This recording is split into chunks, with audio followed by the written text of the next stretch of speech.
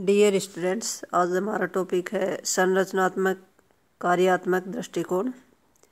G.A. Almond प्रथम आधुनिक राजनीतिक वैज्ञानिक हैं जिसने संरचनात्मक कार्यात्मक दृष्टिकोण का विस्तार पूर्वक विश्लेषण किया। पॉलिटिकल डेवलपिंग एरियाज नामक पुस्तक 1959 में प्रकाशित हुई और इस पुस्तक में आलमंड ने संरचनात्मक कार्यात्मक दृष्टिकोण का विश्लेषण किया। आलमंड ने संरचनात्मक दृष्टिकोण की कुछ विशेषताएं बताई हैं। राजनीतिक प्रणालियों की 4 संयुक्त विशेषताएं। G.A. आलमंड ने इस बात पर बल दिया कि प्रत्येक राजनीतिक प्रणाली के 4 तत्व अवश्य होते हैं। नंबर 1 है राजनीतिक संरचनाओं की सर्वव्यापकता। आलमंड का विचार है कि प्रत्येक राजनीतिक प्रणाली का एक ढांचा अवश्य होता है जिसके द्वारा राजनीतिक प्रणाली के कार्यों की पूर्ति की जाती है। कोई भी राजनीतिक प्रणाली संरचना या ढांचे के बिना नहीं हो सकती। राजनीतिक प्रणाली की 3 प्रमुख अंग माने जाते हैं: विधानमंडल, कार्यपालिका और न्यायपालिका। परंतु आधुनिक युग में इन अंगों के कार्यों का विश्लेषण करने से राजनीतिक प्रणाली का पूर्ण विस्तार नहीं हो सकता।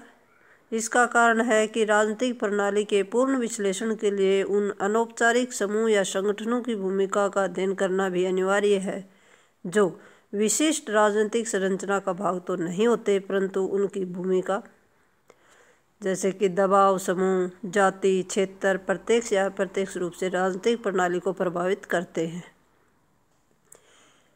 अगला पॉइंट है राजनीतिक कार्यों की सर्वव्यापकता। आलमंड का विचार है कि प्रत्येक राजनीतिक प्रणाली को 2 तरह के कार्य अवश्य करने पड़ते। निवेश कार्य, इनके अंतर्गत आता है राजनीतिक समाजीकरण, राजनीतिक भर्ती, हित स्वरूपीकरण, हित समूहीकरण और राजनीतिक संरचना। 1 नंबर है राजनीतिक समाजीकरण। राजनीतिक समाजीकरण एक विधि है जिसके द्वारा राजनीतिक संस्कृति स्थिर रखी और परिवर्तित की जाती है। राजनीतिक प्रणाली के प्रति लोगों के विश्वास, भावना और दृष्टिकोण, मूल्य इत्यादि के सामूहिक नाम को राजनीतिक संस्कृति कहते हैं। राजनीतिक समाजीकरण के द्वारा ही राजनीतिक संस्कृति एक पीढ़ी से दूसरी पीढ़ी तक पहुंचाई जाती है। यह एक ऐसी प्रक्रिया है जो अंतहीन है। राजनीतिक समाजीकरण के द्वारा ही लोगों को राजनीतिक संस्कृति में प्रवेश करवाया जाता है। राजनीतिक समाजीकरण का कार्य करती है। इनपुट फैक्शंस जो करती है वो राजनीतिक समाजीकरण कहलाता है। नंबर 2 है राजनीतिक भर्ती। राजनीतिक भर्ती का अभिप्राय व्यक्तियों की राजनीतिक प्रणाली को विशेष पदों के कार्य की पूर्ति करने हेतु राजनीतिक प्रणाली में प्रवेश करवाना है। लोगों को विशेष रूप में शिक्षित करना, उन्हें राजनीतिक पक्षों का ज्ञान देना, राजनीतिक प्रणाली के ढांचे में विशेष भूमिका निभाने के योग्य बनाना और उनके राजनीतिक प्रणाली में भर्तीकरण की प्रक्रिया को राजनीतिक भर्ती की संज्ञा दी जाती है। पॉइंट नंबर 3 है हित स्वरूपीकरण। आलमंड का कहना है कि जिस विधि के द्वारा व्यक्ति समूह और नीति निर्माताओं से मांगे करते हैं उस विधि को हित स्वरूपीकरण कहा जाता है। जब व्यक्ति या दबाव समूह या हित समूह द्वारा सरकार के समक्ष कुछ मांगे पेश की जाती हैं तो उन मांगों को पेश करने की प्रक्रिया को ही हित स्वरूपीकरण का नाम दिया जाता है। हित स्वरूपीकरण का कार्य समाज में विभिन्न संस्थाओं या दबाव समूह द्वारा किया जाता है। आलमंड ने ऐसी संस्थाओं के 4 रूप बताए हैं।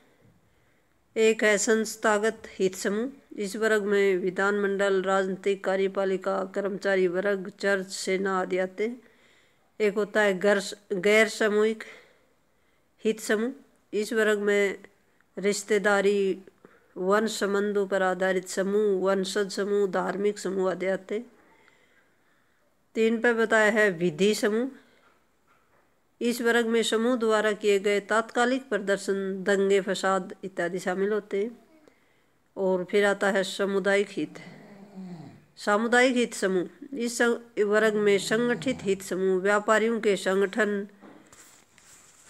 फिक्की, व्यवसायिक संगठन, शैक्षणिक समुदाय इत्यादि आते हैं। नंबर 4 पॉइंट है हित समूहीकरण। जब व्यक्तियों या समूह द्वारा मांगें प्रस्तुत की जाती हैं तो उन मांगों को नीति या निर्णय के रूप में परिवर्तित करने की प्रक्रिया को हित समूहीकरण की संज्ञा दी जाती है। हित समूहीकरण का कार्य सामान्यतः राजनीतिक दलों द्वारा किया जाता है।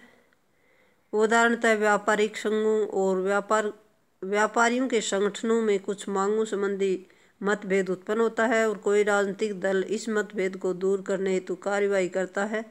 वह व्यापारिक संघ या व्यापारियों के संगठनों की परस्पर विरोधी मांगों की जांच पड़ताल करके समस्याओं का समाधान करने के लिए नीति की घोषणा करता है। इसका अभिप्राय यह हुआ कि उस राजनीतिक दल ने हित समूहीकरण का कार्य किया है। विभिन्न हितों की मांगों या आधिपत्य आदि का निरीक्षण करके उनके संबंध में कोई विशेष या साधारण नीति निश्चित करने के कार्य को हित समूहीकरण की संज्ञा दी जाती है। हित समूहीकरण का कार्य प्राय राजनीतिक दलों द्वारा किया जाता है, परंतु इस कार्य को विधानमंडल, कार्यपालिका और नौकरशाही द्वारा भी किया जा सकता है। और नंबर 5 है राजनीतिक संरचना। आलमंड का कथन है कि प्रत्येक राजनीतिक प्रणाली में इनपुट और आउटपुट के कार्य करने में राजनीतिक संरचना महत्वपूर्ण भूमिका निभाती है। राजनीतिक संरचना का अभिप्राय यह है कि राजनीतिक प्रणाली के विभिन्न भाग या अंग एक दूसरे और गैर राजनीतिक प्रणालियों के कुछ साधनों द्वारा संपर्क बनाए रखते हैं तथा एक दूसरे की क्रियाओं और प्रतिक्रियाओं का ज्ञान उन्हें होता है। ऐसा ज्ञान राजनीतिक प्रणाली के निकास कार्य करने में सहायक सिद्ध होता है। आधुनिक युग में प्रत्येक राजनीतिक प्रणाली में ऐसे संरचना के साधन मिलते हैं जिनके द्वारा राजनीतिक प्रणाली अन्य उप प्रणालियों से बहुत कुछ आवश्यक सामग्री प्राप्त करती है तथा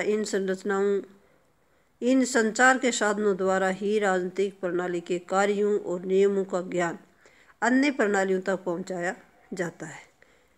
जिन देशों में सर्वसत्तावादी सरकारें होती हैं वहाँ संचार के साधनों पर सरकारी नियंत्रण कड़ा होता है।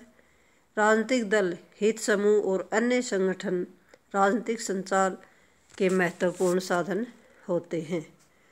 1975 में भारत में आपातकाल के दौरान राजनीतिक संचार के साधनों पर सरकारी नियंत्रण की सख्ती कर दी गई थी। सरकार का नियंत्रण कठोर हो गया था। Thank you.